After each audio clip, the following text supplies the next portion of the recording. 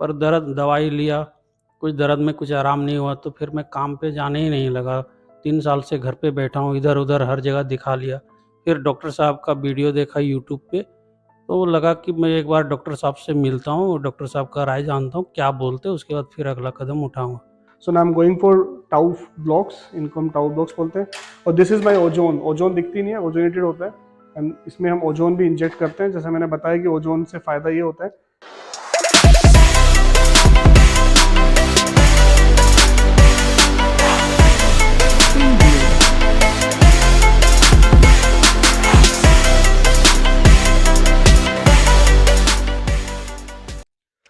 Hello friends, I'm Dr. Sunil Saini, trauma and neurosurgeon, expert in limb lengthening, deformity correction and pain management। आज जो हमारे पास patient है mister Ajay Paswan, ये झारखंड से हमारे पास आए हैं और इनसे जानते हैं इनकी समस्या क्या है। और ये लगभग 3 साल से परेशान है। थोड़ा डिफरेंट केस है, इसलिए मैं इसको प्रेजेंट भी कर रहा हूँ।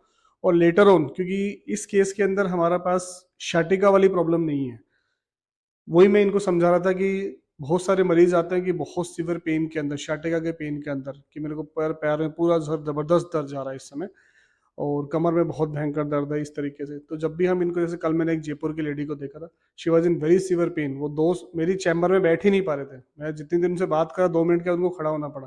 तो that is called severity of pain, कि इतना ज्यादा सीवियर पेन है। ऐसी कंडीशंस के जब डीएससीबी इंजेक्शन लगाते तो immediately it gives the relief in 20 minutes. 20 minute में पेशेंट को रिलीफ आने लग गया, 25 मिनट में रिलीफ आने लग गया। लेकिन जब किसी को क्रोनिसिटी होती है, बहुत लंबे समय से तकलीफ चल रही है और तकलीफ उस लेवल पे भी नहीं है, तब ये धीरे धीरे इन्फ्लेमेशन को खत्म करने का सिलसिला होता है। Then it also it takes some time. तो आज के केस में ये डिफरेंस ये है कि मैं इंजेक्ट लगाते ही कोई पोस्ट इंजेक्शन इमीडिएट आ जाएगा, वो नहीं आने वाला। स्पाज्म जरूर रिलैक्स हो जाएगा। तो इसलिए इनसे जानते हैं कि केस क्या है, और ऐसे बहुत सारे मरीज है जो इस प्रकार की समस्या से पीड़ित है। हाँ जी सर, इसको ले लीजिए हाथ में, बताइए क्या क्या तकलीफ है, आपका नाम और ये। सर, मेरा नाम अजय पासवान और मैं झारखंड से हूँ, गिरिडीह डिस्ट्रिक्ट से। मैं पेशे से एक ड्राइवर हूँ, हेवी ट्रक चलाता हूँ, ट्रक। और ट्रक चलाने से झटका लगता है कमर में, तो कमर भारी भारी ऐसा रहता था। पर कितने गांव, समय की बात होगी? ये भारीपन में तो 12 साल से गाड़ी चला रहा हूँ, 12 साल हो गया लमसम। तो मैं घर पे आता था बारिश में, हमेशा घर पे आता था खेती करने के लिए। तो खेती में काम किया, तभी मतलब फोड़े से मिट्टी हटाया और गमेले से मिट्टी बाहर फेंका, करवट लेकर के, ऐसे तिरछा होकर के। तो कमर से आवाज़ आई और कड़क से। ये कितने समय की बात होगी? ये सर, ये 2 साल की बात है। 2 साल पहले से? जी सर। मतलब वो कमर में भारीपन तो 12 सालों से था, जब से ड्राइविंग करते, जी, ड्राइविंग लेकिन इस समय 2 साल से आपने तकलीफ बढ़ी। तकलीफ बढ़ी। वो झटका आने से वही कमर में दर्द हुआ, फिर मैं इधर-उधर दिखाया, कहीं आराम नहीं हुआ। फिर ऑर्थोपेडिक सर्जन से मिला कोलकाता में। फिर डॉक्टर साहब देखे, एमआरआई वगैरह करवाए, बोले नॉर्मल है, काम वगैरह कर सकता है पर हेवी काम नहीं करना झुक करके। तो मैं बोला सर, मैं तो ऐसा काम है जो अपने से टायर खोलना पड़ता है, फिट करना पड़ता है, तो हेवी काम है सर। बोलता है नहीं, किसी से करवा लेना पर वज़न सामान मत उठाना। मैं बोला सर ऐसा तो नहीं हो सकता है, क्योंकि वो हेल्प करने के लिए आदमी देता नहीं, वो खुद ही करना पड़ता है। तो बोले तो नहीं कर सकते हो, बाकी छोटा गाड़ी चला सकते हो, ऐसा कोई दिक्कत नहीं है। पर दर्द दवाई लिया, कुछ दर्द में कुछ आराम नहीं हुआ तो फिर मैं काम पे जाने ही नहीं लगा। 3 साल से घर पे बैठा हूँ, इधर-उधर हर जगह दिखा लिया। फिर डॉक्टर साहब का वीडियो देखा यूट्यूब पे, तो लगा कि मैं एक बार डॉक्टर साहब से मिलता हूँ, डॉक्टर साहब का राय जानता हूँ, क्या बोलते हैं, उसके बाद फिर अगला कदम उठाऊँगा। डॉक्टर साहब का कहने से मुझे उम्मीद है कि ट्रीटमेंट यहाँ पर होने से मुझे बेनिफिट मिल सकता है। चलो, वेरी गुड। उम्मीद रखना बहुत जरूरी है। We have to be very much positive. Positive vibe जब भी आती है तब हमें रिजल्ट्स और बेटर मिलते हैं। और क्रॉनिक पेन वाले पेशेंट में, जो सालों से तकलीफ में, ऐसे पेशेंट्स हम दिन रात सुबह से शाम तक देखते हैं, तो मैं हमेशा उन पेशेंट को कहता हूँ कि you have to remain positive also, because जब भी क्रॉनिक लंबे समय से दर्द होता है तो पेशेंट डिप्रेशन मोड में हमेशा रहता है। अभी इनका देखिए, 3 साल से कुछ काम नहीं कर पा रहे हो, घर पे बैठे हुए हो, तो दिस ऑल्सो अफेक्ट्स यू। ये भी आपको अफेक्ट करने लग जाएगा और आप हमेशा एक सिक मोड में चले जाते हो कि मैं बीमार बीमार बीमार। उसकी वजह से मेरा, जब हम कहते हैं कि जब हम सारे डायमेंशन पे काम करते हैं कि पेशेंट को तकलीफ जो है, दर्द जो है, वो उसको physically, mentally, emotionally and financially affect कर रहा है, तो all aspects of life are getting affected. दर्द की वजह से इनके लाइफ के सारे एस्पेक्ट्स अफेक्टेड हो रहे हैं। अभी आप मुझे ये बताइए, जो पेशेंट्स बाकी सुन रहे हैं उनको फायदा होगा, कि कमर का, अभी कमर से दर्द आपको पैर में आता है क्या? नहीं सर, पैर में तो दर्द नहीं आता है, वही कमर में एक से लेफ्ट साइड जो दर्द बना रहता है थोड़ा सा, ये 30-25 का मतलब अनुमान इतना परसेंट है जो दर्द बना रहता है परमानेंट अभी भी। और ये जो बटक के पास हमेशा सुई का जैसा चुभन होता है, और उसके अलावा और कोई सिम्टम ओके, नहीं तो है। इसीलिए मैंने कहा था स्टार्टिंग में वीडियो में कि ये केस थोड़ा डिफरेंट है। क्यों डिफरेंट है उसका कारण यही है कि इनको कमर में दर्द क्रोनिक बना हुआ है, क्रोनिकली कमर में दर्द बना हुआ है, और वो कमर का दर्द इनको रेडिएट नहीं करता, इनको बटक से पैर में दर्द नहीं जाता, यानी कि sciatica वाला कंपोनेंट यहाँ पे नहीं है। इनको जो प्रॉब्लम हो रही है वो कमर में लेफ्ट साइड में दर्द बना हुआ है, लेफ्ट साइड का दर्द इनको अब हिप के पास इनको जब इनका सुई सी चुभती रहती है, सुई सी चुभती रहती है, वो भी 24 घंटे नहीं, जब ये किसी स्पेसिफिक मोमेंट में काम करते हैं, बैठते हैं, तब उनको, लेकिन वो परेशान इतना कर रही है कि उसकी वजह से ये अपना काम नहीं कर पा रहे हैं। सो हमने इनको थोरोली एग्जामिन किया। कई बार इसको ऐसे बोल दिया जाता है कि पायरिफॉर्मी सिंड्रोम चल रहा है, but we have examined, hip is totally normal, all the signs of piriformis syndromes are totally negative. Clinically examination करके देख लिया, इनको पूरा का पूरा जो प्रॉब्लम आ रहा है वो शाटिक नर्व के ऊपर आ रहा है। तो it is impingement over the sciatic nerve, यानी कि जब हमारी शाटिक नर्व सिर्फ के ऊपर कोई इरिटेशन डेवलप हो रही हो। अब जब हमने इनका एमआरआई देखा और इनको क्लिनिकल एग्जामिन किया तो इनको लेफ्ट साइड के अंदर पूरा स्पाजम है, इनको tenderness over the facet joints है, टेंडरनेस इनको ट्रांसवर्स प्रोसेस के पास आ रही है, फेसेट ज्वाइंट्स में आ रही है, सेंटर लाइन टेंडरनेस नहीं है इनको भी कहीं पे भी, और जो टेंडरनेस आ रही है वो हिप के उस पॉइंट पे आ रही है जहाँ पे इनको इम्पिंजमेंट लगती है, जहाँ पे इनको निडल से चुभता है।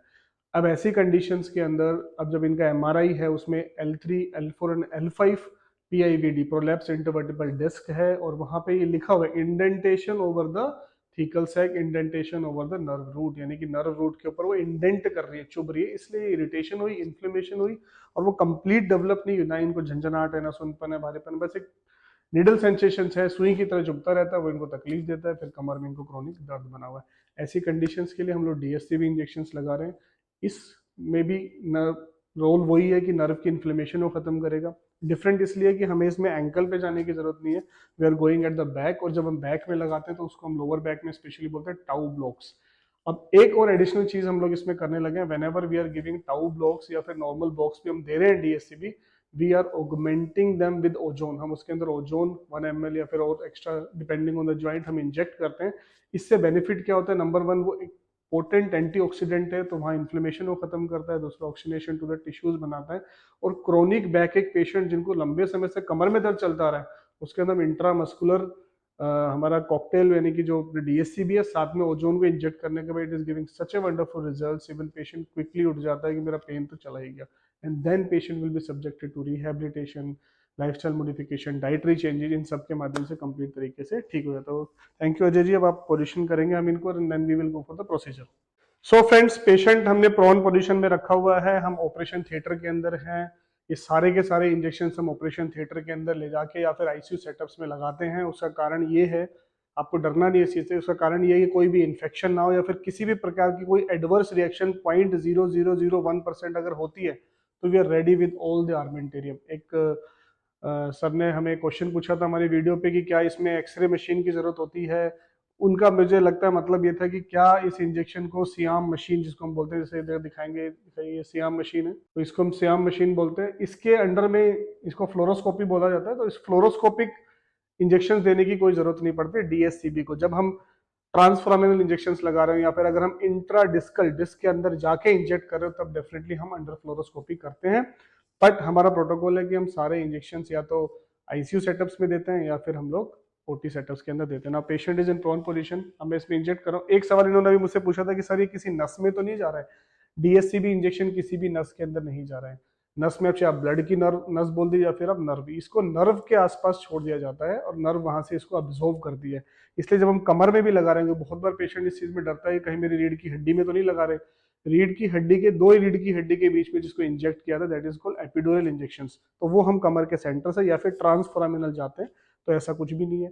DSCB इंजेक्शन किसी भी नस में नहीं लगाया जा रहा, ये मस्कुलर, अब वो डिपेंडिंग ऑन हर लेवल पे अलग अलग होता है कि हम कितनी डेप्थ पे लगा रहे हैं। ऐसा नहीं कि मैंने बोला मस्कुलर तो हर कोई अपनी मर्जी से मस्कुलर लगाने लग गया, तो it's depend on the depth की कहाँ तक लगाना, इट डिपेंड्स ऑन कहाँ हम लगा रहे हैं, एंड इट्स ऑल्सो डिपेंड्स कि आपकी क्या क्वालिफिकेशन और क्या एक्सपीरियंस है। कि बहुत सारे मरीज आते हैं कि सर जी वहाँ बोल दिया गया था हमें कि DSCB इंजेक्शन लगवा लो। DSCB इंजेक्शन कोई भी मार्केट में मिलने वाला इंजेक्शन नहीं है, it's a nerve block technique. इस मेथड को हम बोलते हैं डिस्टल सोडियम चैनल ब्लॉक्स। क्योंकि पहले सिर्फ पैर की sciatica पेन के लगाते थे, इसलिए DSCB नाम आ गया। अब इसका नाम चेंज कर दिया गया है फिजियोलॉजिकल पेन पोर्टल्स। ये आपको मार्केट में मिलने वाला कोई इंजेक्शन नहीं है। जिस तरह भी आप जाओगे एपिडुरल इंजेक्शन, तो आपको मार्केट में कोई एपिडुरल इंजेक्शन नहीं मिलने वाला दुकान पे। It's a combination of things. इसी तरीके से DSCB injection is a mixture of some medication, जो डॉक्टर डिसाइड करता है कितनी बनानी है, किस पेशेंट को कितनी देनी है, कहाँ कहाँ देनी है, कहाँ तक देनी है, इन सारे फैक्टर्स पर डिपेंड करता है। तो इसलिए आप जब भी DSCB की तरफ जाएं, जब भी ऐसे प्रोसीजर की तरफ जाएं, तो आप क्वालिफाइड एक्सपीरियंस पर्सन से ही लगवाएं। सो now I am going for tau blocks, इनको हम टाउ ब्लॉक्स बोलते हैं।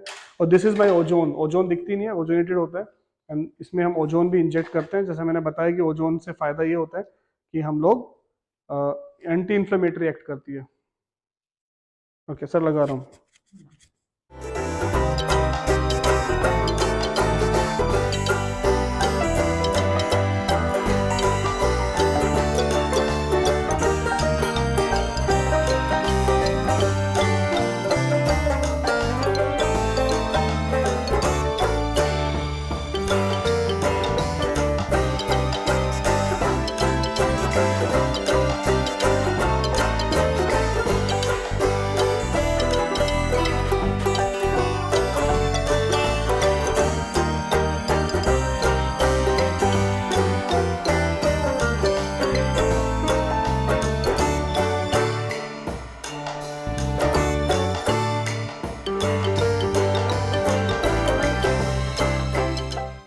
So friends, this is how we do DSCB plus ozones.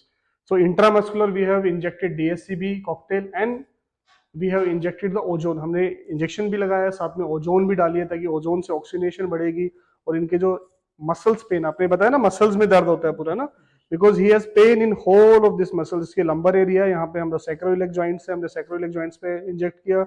Now if you see his muscles, ये पूरी की पूरी स्पाज्म में है, तो we have injected there also.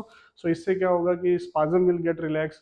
हमें मल्टीपल प्रिकिंग्स पेशेंट्स को नहीं करनी पड़ रही, इसलिए पेशेंट को कंफर्टेबली, बिकॉज अगर मैं इनको 5 स्पॉट पे जाता तो 5 टाइम हमें प्रिक करना पड़ता, but because we are giving intramuscular and it's very very safe, no side effects. इस तरीके से यार कंफर्टेबल है आप? जी सर। बिल्कुल। कोई खास दर्द हुआ आपको? नहीं सर, बिल्कुल नहीं। इंजेक्शन करते समय कोई डर लगा?